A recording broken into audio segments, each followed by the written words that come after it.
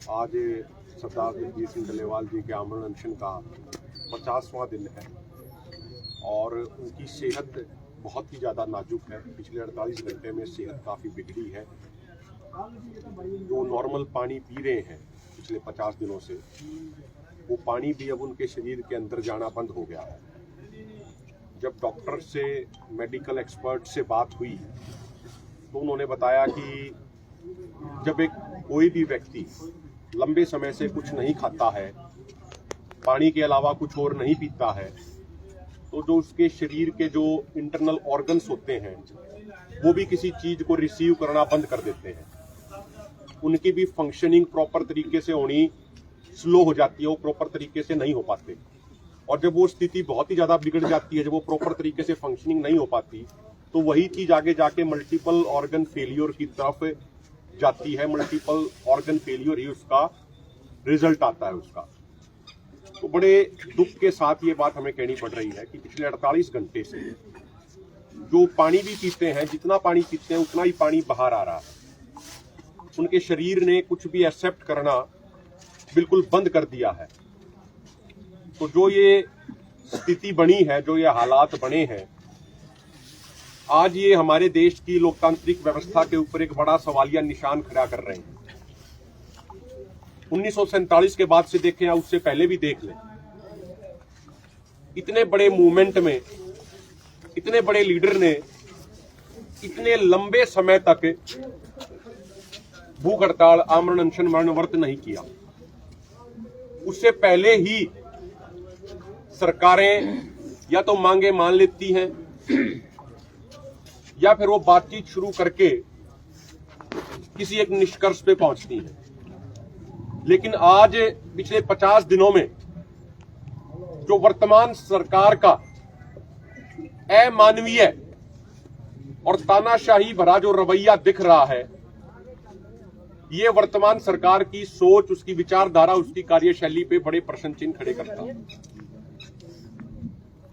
लगातार एक प्रोपोगंडे के तहत बीजेपी के लोग इस तरीके की बयानबाजी कर रहे हैं, वो एमएसपी से क्या नुकसान हो जाएगा, किस तरीके से क्या चीजें हो जाएंगी, उसको लेके कोई नैरेटिव बिल्डअप करने की कोशिश कर रहे हैं। हमने उनसे कई बार ये कहा कि जो आपकी अथॉरिटी है इस विषय पे, चाहे वो कृषि मंत्रालय हो, चाहे कृषि मंत्री हो या अन्य माननीय मंत्रीगण हो,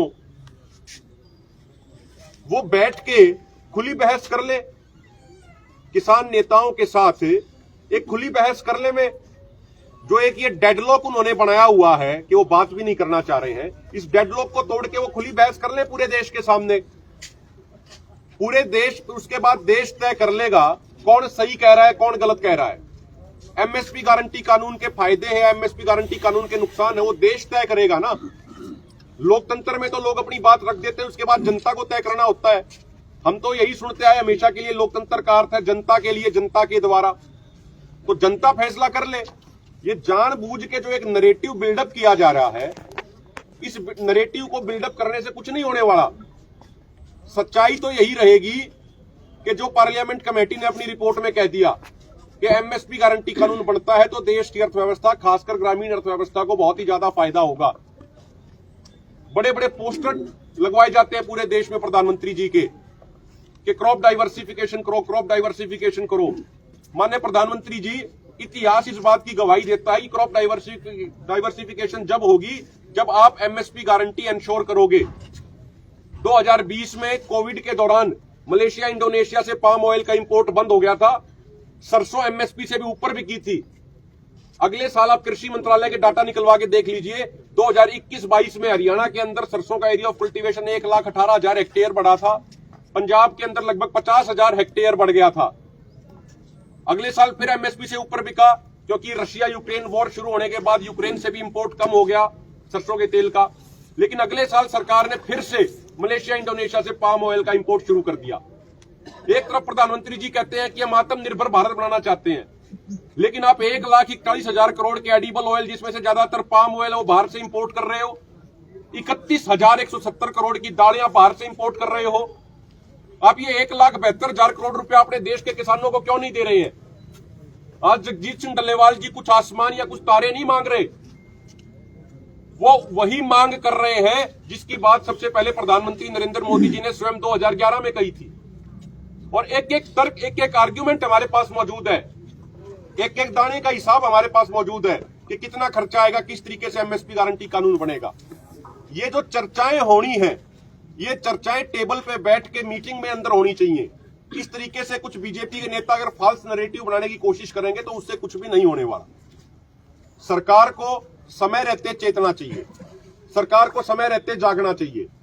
आज गांव-गांव में सरदार जगजीत सिंह डल्लेवाल जी की जो हालत है उसके बारे में चर्चाएं हो रही हैं, उसके बारे में लोग बड़े चिंतित हैं, लोग बड़े भावुक हैं। लोग ये कह रहे हैं कि डल्लेवाल साहब के मरने से पहले हम मर जाएंगे। सरकार को स्थिति को भांपना चाहिए। अगर सरकार इस तरीके से बेरुखी भरा व्यवहार जारी रखेगी तो वो हमारी लोकतांत्रिक प्रणाली के लिए ठीक नहीं है। मैं निवेदन करूंगा, आगे हमारे साथी सुखदेव भोजराज जी हैं, वो अपनी बात रखेंगे। आदरणीय सुखदेव भोजराज जी। पत्रकार साहबान जी, वाहिगुरू जी का खालसा, वाहिगुरू जी की फतेह। 13 फरवरी तो 13 ਮੰਗਾਂ ਨੂੰ ਲੈ ਕੇ, ਜਿਹਦੇ ਵਿੱਚ ਮੁੱਖ ਮੰਗ ਐਮਐਸਪੀ ਤੇ ਗਰੰਟੀ ਕਾਨੂੰਨ ਬਣਾਉਣਾ, ਡਾਕਟਰ ਸਵਾਮੀਨਾਥਨ ਕਮਿਸ਼ਨ ਦੀ ਰਿਪੋਰਟ ਨੂੰ ਲਾਗੂ ਕਰਾਉਣਾ ਔਰ ਕਿਸਾਨਾਂ ਮਜ਼ਦੂਰਾਂ ਦੀ ਕਰਜ਼ ਮੁਕਤੀ ਸਮੇਤ 13 ਮੰਗਾਂ ਦੇ ਉੱਤੇ ਸੰਘਰਸ਼ ਹਰਿਆਣੇ ਦੇ 3 ਬਾਰਡਰਾਂ ਦੇ ਉੱਤੇ ਚੱਲ ਰਿਹਾ ਹੈ। ਸਰਕਾਰਾਂ ਦੀ ਕਰੂਰਤਾ ਨੂੰ ਦੇਖਦੇ ਹੋਏ, ਸਰਕਾਰਾਂ ਦੀ ਵੱਡੀ ਜਿੱਦ ਨੂੰ ਦੇਖਦੇ ਹੋਏ ਪਿਛਲੇ 50 ਦਿਨਾਂ ਤੋਂ ਡੱਲੇਵਾਲ ਜੀ ਮਨਵਰਤੇ ਹਨ। ਲੱਖਾਂ ਲੋਕਾਂ ਦੀਆਂ ਭਾਵਨਾਵਾਂ ਇਸ ਸੰਘਰਸ਼ ਨਾਲ ਜੁੜੀਆਂ ਹੋਈਆਂ ਹਨ। ਡੱਲੇਵਾਲ ਸਾਹਿਬ ਜੀ ਦੇ ਨਾਲ ਭਾਵਨਾਵਾਂ ਜੁੜੀਆਂ ਹੋਈਆਂ। ਜਿਵੇਂ ਤੁਸੀਂ ਪਿਛਲੇ 2-3 ਜੋ ਪ੍ਰੋਗਰਾਮ ਸੀਗੇ ਬਿਲਕੁਲ ਹੁਣੇ ਨੇੜੇ ਹੋਏ, ਉਹਨਾਂ ਤੋਂ ਦੇਖ ਲਿਆ।